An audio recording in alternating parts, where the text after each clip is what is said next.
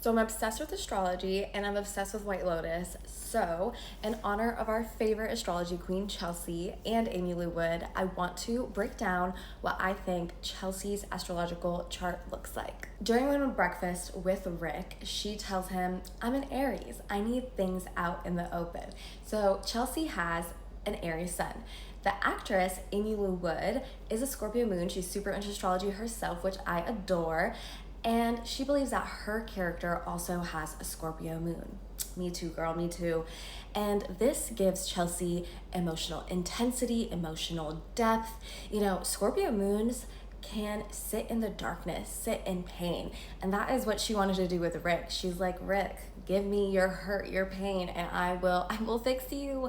I will heal you. Not all Scorpio moons have I can fix him syndrome, but there is this emotional intensity and deep care for people, and Scorpio and Aries are both ruled by Mars. And having a Scorpio moon would give her this deep sense of wanting to protect the people that she loves and defend them, going so hard for them. It also makes her really intuitive and perceptive, and she was able to read Saxon down. Like, she really called him out, and I don't think he was ever spoken to like that before, and that really created the path for his transformation and character arc in the series. This also, via synastry, gives Rick and Chelsea that sun-moon conjunction. So their luminaries are in connection, even though technically Scorpio and Aries can't see each other. Now, because she's an Aries, that means her Venus could either be an Aries, Taurus, Gemini, Pisces, or Aquarius. Now, my theory is that she is a Aries sun with Venus and Pisces. She is spiritual, likable. This is an exalted Venus placement with an exalted sun. Just love to see it. She has a bubbly personality. She's really spiritual. But I would say that she has an afflicted Venus in some way, shape, or another. I think that probably Saturn is in Sagittarius in a superior square to Venus. So all that means technically is like Saturn has the upper hand and is kind of beating Venus's ass in the chart. So even though it's a beautiful, exalted Venus, making her gorgeous, she's this really cool beauty icon right now, there is a lot of pain. Her depth of love and spirituality and this connection with this man led to her demise and death. So what's her rising sign, right? To fill out the big three. I think she is a Cancer rising. So this would put her Aries sun in the 10th house. She is a Cancer rising, and her chart ruler becomes that moon in Scorpio that we were just talking about. And using whole sign houses, her moon would be in the 5th house, which is a very romantic, creative, fun, mediating house. And then putting the Scorpio moon there really brings all of those things I just described and brings it to a deep emotional intensity. And, you know, it's not just romantic fun, it's like there's emotional intensity and romantic pain. It hurts so good type energy. Her Venus in Pisces would then go into her 9th house. And she was a yoga teacher in Bali. She met Rick abroad. I think in one of the interviews they said like they had been together for 3 years and possibly met in Mexico and did a bunch of drugs together. Like, yeah, that's giving Venus in Pisces in the 9th house.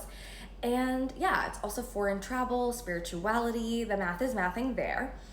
And then she would have a placement in all 3 water signs. So she has this really fun watery nature, and then that Aries sun I think is really bringing that fiery, bubbly energy, and the sun is exalted in Aries, and she is just a light in every room that she is in, and she has the funniest facial expressions. People who are very luminary ruled are like, things are just on their face. Like, you can't really hide it. So I mentioned that Saturn would be in Sagittarius, and that would put Saturn in the 6th house, and Saturn would also rule her 7th and her 8th. I'm looking at my notes if you see my eyes going over there.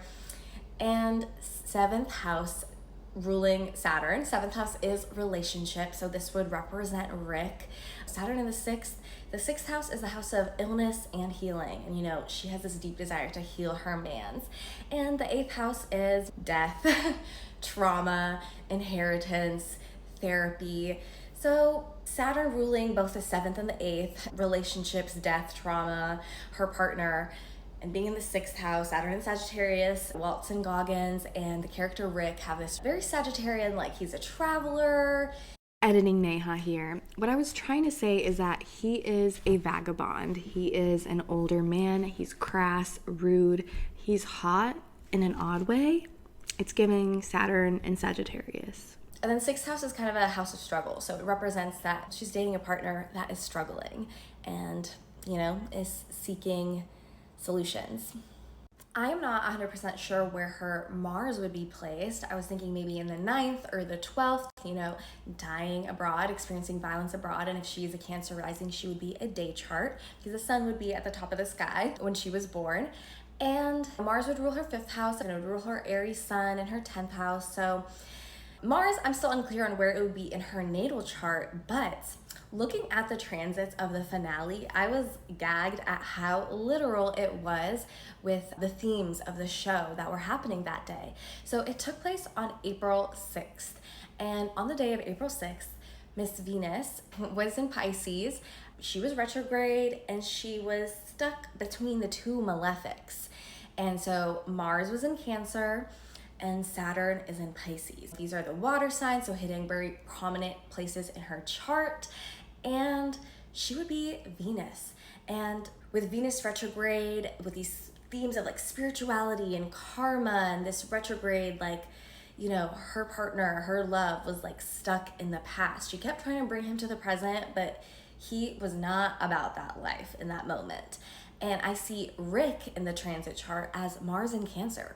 He was emotionally impulsive, full of rage. Mars is fallen in Cancer. Mars would show up as this emotionally impulsive, rageful person who truly cannot hold it in and just emotionally takes action. And then with Saturn, he's the old man. That is Jim Hollinger in Pisces. This old man who is Rick's father, but won't tell him that, is restricting, withholding information from him. And yeah, these two malefics, with Venus transiting right in the middle of them. Venus was conjunct Saturn and trining Mars, and she was literally caught behind them, like literally caught in the crossfires.